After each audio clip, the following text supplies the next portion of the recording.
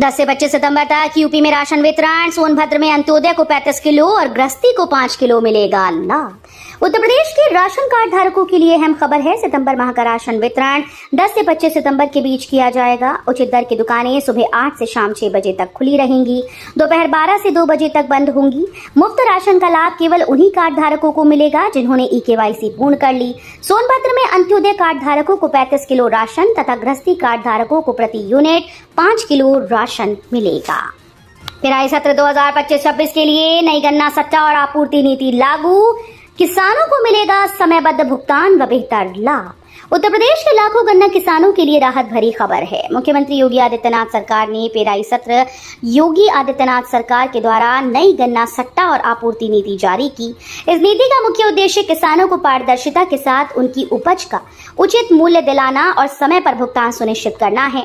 नई व्यवस्था से गन्ना आपूर्ति प्रक्रिया आसान होगी और किसानों को अपनी फसल का लाभ जल्दी मिलेगा। गाजियाबाद मेरठ की सड़कों पर विकास की बयार। राजनगर एक्सटेंशन में नई रोड और मेरठ में 47 करोड़ की लागत से आधुनिक सड़कों का निर्माण।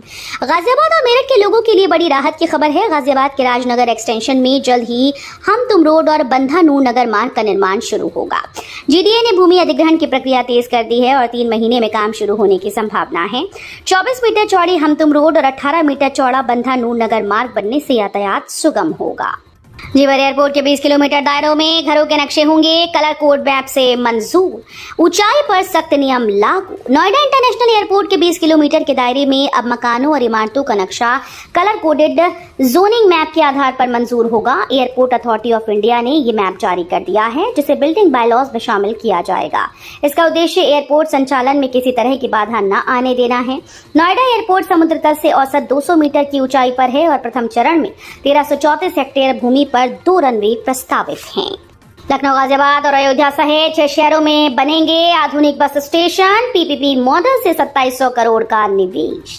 उत्तर प्रदेश में परिवहन ढांचे को नई ऊंचाई देने के लिए बड़ा कदम उठाया गया। लखनऊ के गोमती नगर समेत गाजियाबाद और अयोध्या सहित 6 बस अड्डों को आधुनिक स्वरूप देने के लिए 2700 करोड़ का निवेश किया जाएगा।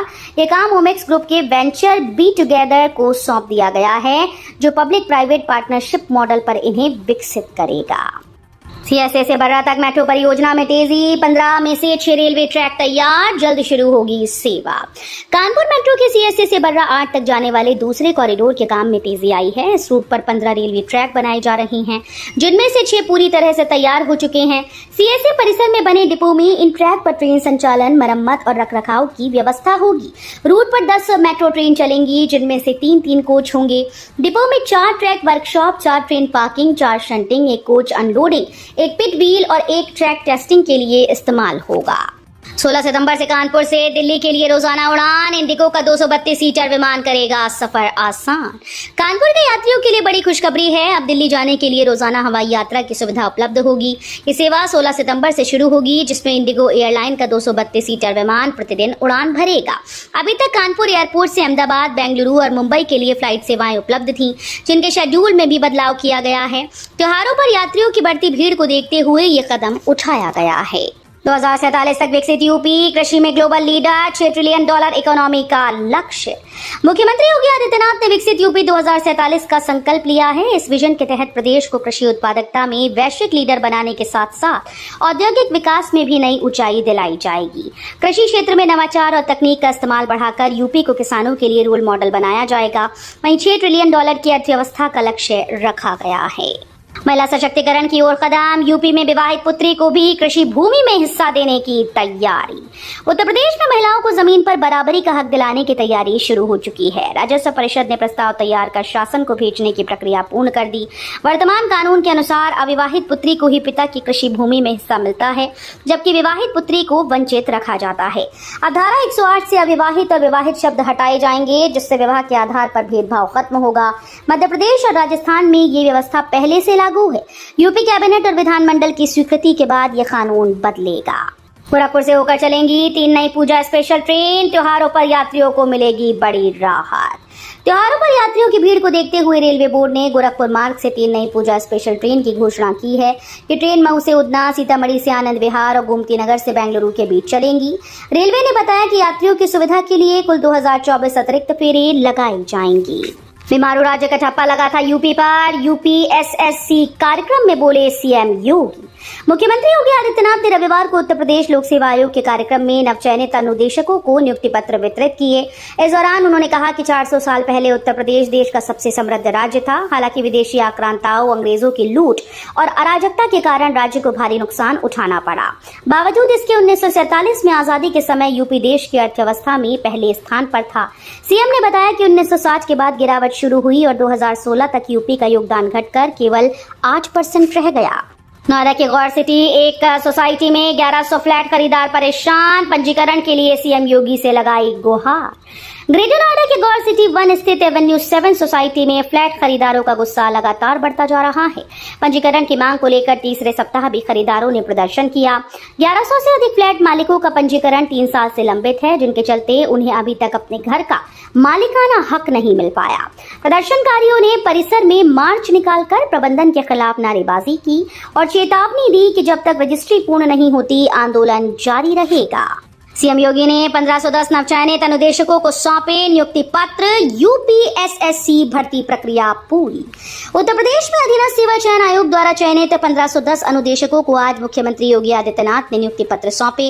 लखनऊ के लोक भवन में रविवार को आयोजित कार्यक्रम में सीएम योगी ने नवचयनितों का उत्साह बढ़ाते हुए कहा कि ये नियुक्तियां प्रदेश में व्यावसायिक शिक्षा को नई दिशा देंगी।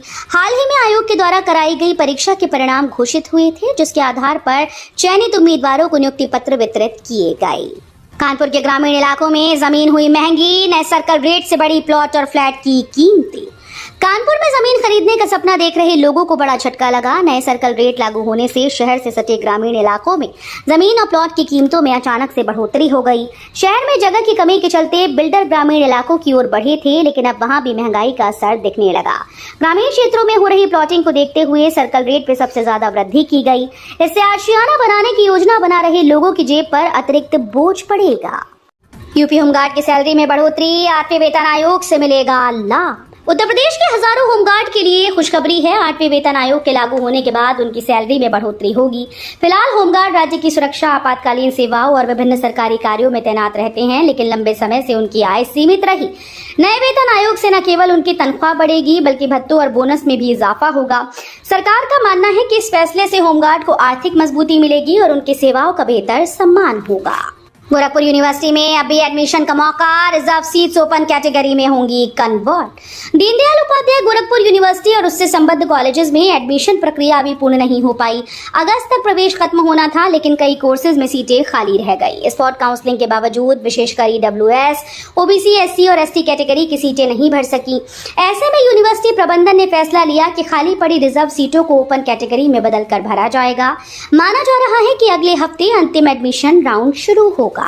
मायावती की सरकार से मांग, सांप्रदायिक राजनीति छोड़े, माहौल खराब करने वालों पर सख्त कार्रवाई हो। बहुजन समाज पार्टी के अध्यक्ष और पूर्व मुख्यमंत्री मायावती ने देश में सामाजिक और राजनीतिक माहौल बिगाड़ने वाली घटनाओं पर चिंता जताई। लखनऊ में पार्टी मुख्यालय पर हुई बैठक में उन्होंने कहा कि धर्मस्थलों और महापुरुषों के अपमान जैसी घटनाएं षड्यंत्र के तहत की जा रही हैं। उन्होंने केंद्र और राज्य सरकारों से संकीर्ण जातिवादी और सांप्रदायिक राजनीति छोड़ने की अपील की है।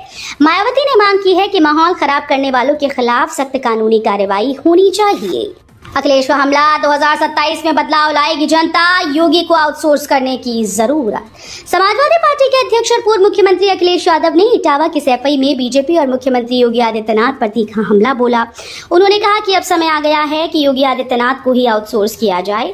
अखिलेश ने दावा किया कि 2027 का विधानसभा चुनाव उत्तर प्रदेश की जनता के लिए बदलाव का जनादेश साबित होगा।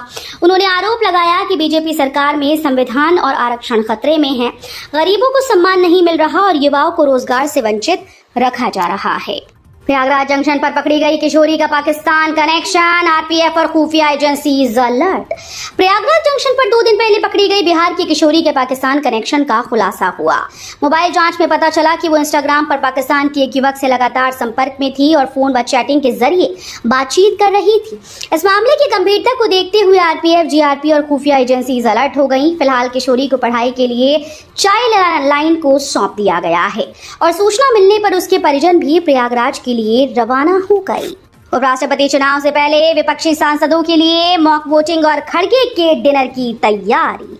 आने वाले 9 सितंबर को उपराष्ट्रपति चुनाव होने वाले हैं। ऐसे में राजनीतिक गतिविधियां तेज हो गई। इंडिया ब्लॉक के सूत्रों के अनुसार आज सोमवार को विपक्षी सांसदों को वोटिंग की प्रक्रिया की जानकारी दी जाएगी। इसी दिन दोपहर लगभग 2:30 बजे संसद भवन के सेंट्रल हॉल में मॉक पोल यानी फर्जी वोटिंग कराई जाएगी ताकि सांसद वास्तविक वोटिंग से पहले अभ्यास कर सकें। इसके बाद शाम को कांग्रेस अध्यक्ष मल्लिकार्जुन खड़गे सांसदों के लिए संसद परिसर के एनेक्सी में डिनर का आयोजन करेंगी। वैज्ञानिकों ने कैंसर के खिलाफ बनाई 100% प्रभावी वैक्सीन, बड़ी उम्मीद जगी। कैंसर आज की सबसे गंभीर और तेजी से बढ़ती स्वास्थ्य समस्याओं में शामिल है। हर साल लाखों लोग कैंसर से अपनी जान गंवा देते हैं। बदलती लाइफस्टाइल, जंक फूड, धूम्रपान, शराब, वायु प्रदूषण इसके प्रमुख कारण हैं। आधुनिक चिकित्सा और नई तकनीकों ने इलाज आसान किया, लेकिन ग्रामीण क्षेत्रों में स्क्रीनिंग और उपचार की पहुंच अभी भी चुनौती बनी हुई है। इस गंभीर समस्या को देखते हुए वैज्ञानिकों ने अब 100% प्रभावी कैंसर वैक्सीन विकसित कर ली है। यूपी का पहला कृषि विश्वविद्यालय NIRF रैंकिंग। आचार्य नरेंद्र देव कृषि और प्रौद्योगिकी विश्वविद्यालय ने NIRF 2025 रैंकिंग में अहम स्थान हासिल किया। ये उत्तर प्रदेश का पहला कृषि विश्वविद्यालय है जिसे देश के विश्वविद्यालयों में 151-200 की श्रेणी में जगह मिली है। कानपुर में विधायक की शिकायत पर जिला कृषि अधिकारी निलंबित, नशे में मिलने का आरोप। कानपुर में खाद की किल्लत को लेकर भाजपा विधायक अभिजीत सिंह सांगा ने जिला कृषि अधिकारी से बात की, लेकिन बातचीत के दौरान अधिकारी नशे में थे और उनके सवालों का जवाब ठीक से नहीं दे पाए। नाराज विधायक ने जिलाधिकारी से शिकायत की। जिलाधिकारी ने उप कृषि निदेशक को जांच के आदेश दिए। जांच में आरोप सही पाए जाने पर कृषि निदेशक ने जिला कृषि अधिकारी को निलंबित कर दिया। केंद्रीय कर्मचारियों के लिए खुशखबरी। केंद्र सरकार 1.2 करोड़ से अधिक कर्मचारियों और पेंशन भोगियों के लिए बड़ा तोहफा देने जा रही है। सूत्रों के मुताबिक महंगाई भत्ता और महंगाई राहत में 3% की बढ़ोतरी तय की गई। इस फैसले के बाद कर्मचारियों का कुल DA 58% तक पहुंच जाएगा। ये बढ़ोतरी 1 जुलाई 2025 से लागू मानी जाएगी। पशुओं में जानलेवा बुखार से 2 दर्जन से अधिक मौतें। आजीविका छीनने से ग्रामीणों ने की मुआवजे की मांग। यूपी के दतियाना गांव में पशुओं पर बुखार का कहर जारी है। पिछले 3 दिनों में 2 दर्जन से ज्यादा पशुओं की मौत हो चुकी है, जबकि 3 हफ्तों में यह आंकड़ा सैकड़ों तक पहुंच गया है। गंगाराम समेत कई किसानों की भैंस और गायों की मौत से उनकी आजीविका छिन गई है। ग्रामीणों का कहना है कि बुखार लगने के 1 घंटे बाद ही पशुओं की मौत हो जाती है। इससे गाँव में दहशत और चिंता का माहौल है।